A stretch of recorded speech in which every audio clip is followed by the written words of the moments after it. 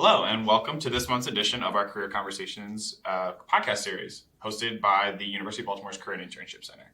My name is Matthew Johnson. I'm the Internship and Recruitment Coordinator in the Career and Internship Center. And today we are joined by the President and CEO of Gemma Financial, Bonnie Stein. So I will go ahead and read her bio, just give you a little quick insight into kind of her past and her current professional experience. With over 30 years' experience in the financial services industry, Bonnie recognized that when it came to personalized investment advice and solutions, women were significantly underserved.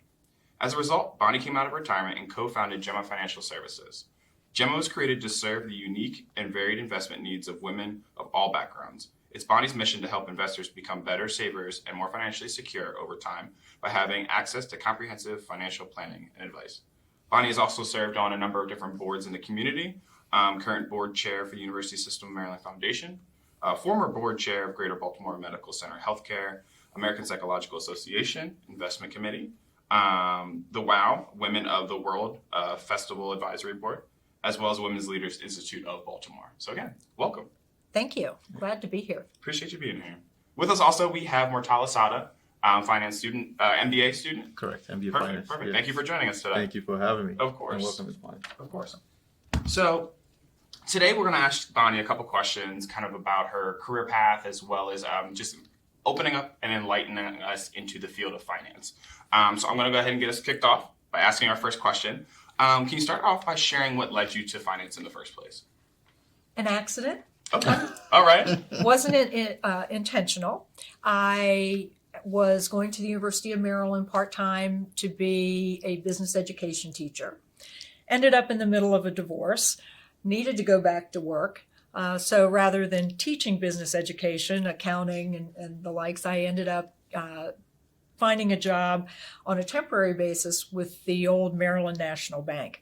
And so I fell into it. I was there 2 weeks, filling in for someone else who had a medical issue, and really kind of fell in love with it. They offered me a job. I had young children, so I wasn't totally ready at that point to go full-time. But I knew it was an opportunity I couldn't pass up. So I took the job. They offered to put me through the management training program there, which was a year-long program. And that was sort of it. That's what got me into banking and finance. The interesting part of my career, though, if you look at once I went through the management training program, for a while I did retail banking. Okay. For a while I did commercial lending. Wow, okay. And actually, after being a commercial lender for a period of time, I wanted more management experience. And the only place I was going to get that was on the retail side. Mm-hmm. So I moved to the retail side, which wasn't exactly, call it the cool place to be at the time. But it was where I would be able to get management experience that I felt was important to move my career forward. Mm-hmm. And then one day they asked me would I be interested in running the private banking group? Sure. Mm-hmm. You know, it was a promotion. Why Jump wouldn't on you it. do it? Jump on it, Mm-hmm. right? And so I did that for a year or two. And then they came to me and said, we want to have a proprietary mutual fund family.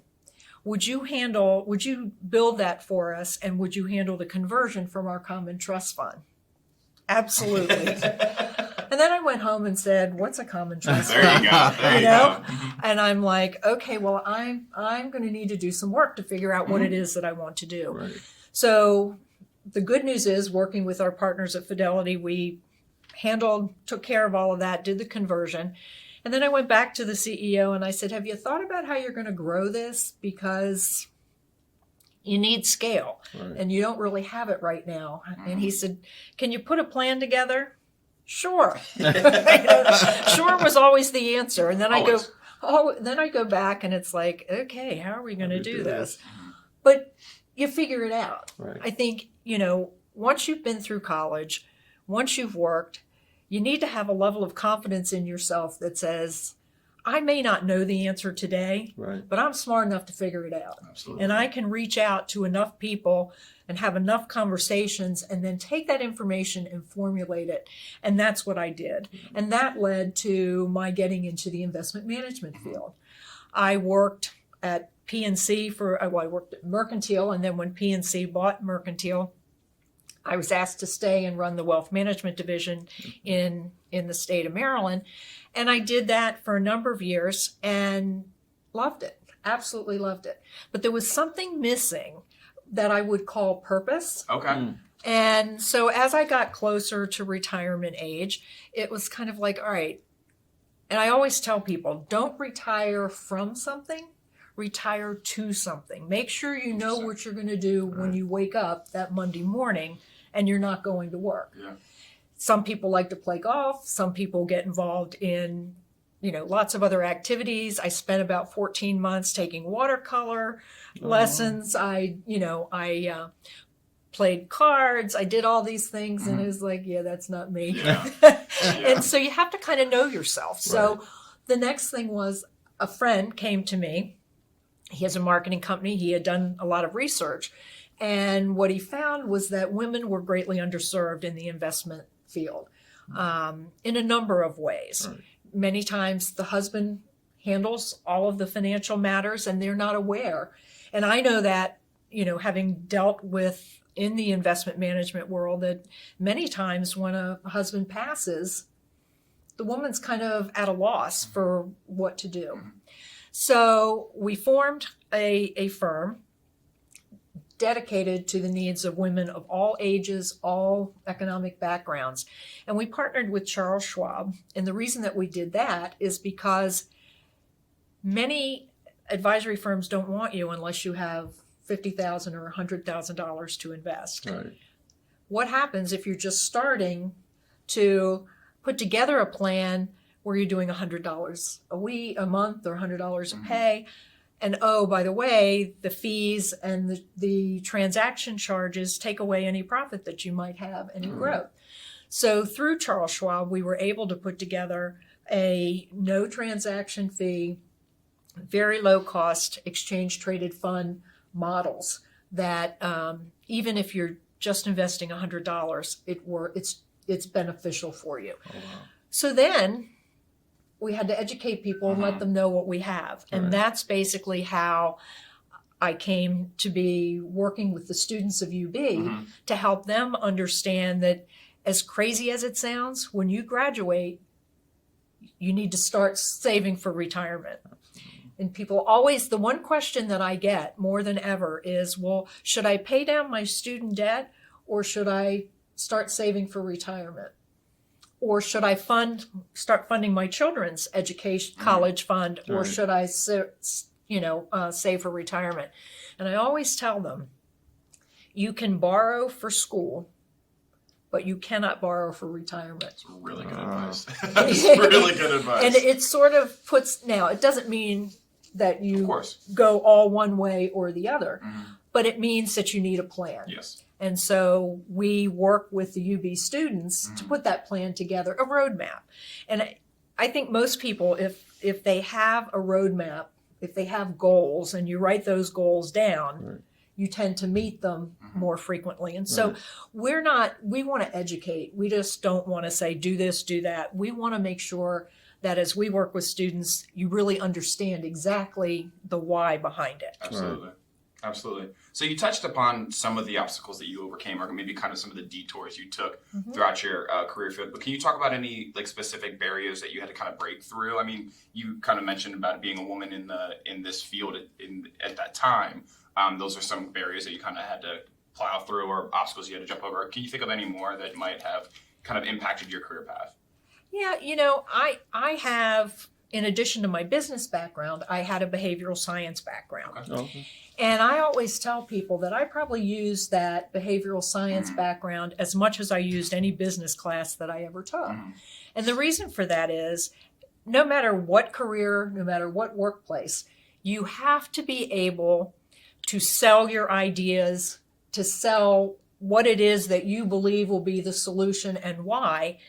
And to do that, you have to understand where the other individual is coming from. And then frame your conversation that way. And that's what my business education taught, my behavioral science education taught me. Gotcha. Okay. So it sounds like you've encountered a number of people in your field, meeting whether that's colleagues in the field. Can you speak to any kind of professors or mentors that you might have had throughout, your career journey? It's probably the best mentor that I ever had. Might not have liked him a lot all the time. It was when I was a commercial lender and finishing up the commercial lending training program, getting ready to take my first credit to committee. And I thought I had prepared. Right. And then he ripped it all apart. But I had decided that he was only going to get to do that once. And the lesson that taught me was that I really had to be prepared, and I had to look at whether it was a loan credit or whatever, I had to look at it from where he or she was coming from. What were the questions, if I was sitting in their seat, that they would be asking me? And so you really, in those situations in your career, you really can't over-prepare. You really can't. So, and it doesn't hurt. The other thing I learned with this was, rather than just trying to figure it out myself, was to say to the individual, what kind of questions do you think I will receive with this? Or ask your colleagues, what do you think they're going to say about this particular situation, so that you're prepared. Right. Yeah, being very thorough. Yes. Very thorough. Very thorough. So the last question that I have right now is, you've talked about financial literacy, especially with UB students specifically, and how kind of having an understanding or a roadmap for when you graduate is huge. Do you believe, or I would say, how early do you think these conversations around financial literacy should occur? They can't start soon enough. Okay, all right. Because I think what happens with children today, and I noticed this with my own grandchildren, is they understand that you go to the ATM machine and you take money out, but they never see you put it in because it goes in with direct deposit or whatever. And the whole concept of, having your piggy bank and what you take out and what you save, or the bank account, you can't start early enough, because it's a discipline. Right. I know with my children, they may not have liked it, but when they had, would do work around the house or for neighbors or whatever, we'd sit down and we'd say, okay, now you have $20. How much should you spend and how much should you save? Because you build that discipline of saving rather than spending every penny. Right. And you really can't start early enough. Yeah. And as for saving for retirement, there's many people in my generation that are going to work until they fall over, because they have not, they haven't prepared. Yeah. Because when they were first starting, there were pensions. They went away, transformed to defined contribution plans where they put their money in and the money was matched by the company that they worked for, perhaps. But then they were responsible for the investing of that. And what has happened is, particularly with millennials, it's very interesting. Millennials are saving more than the prior generation.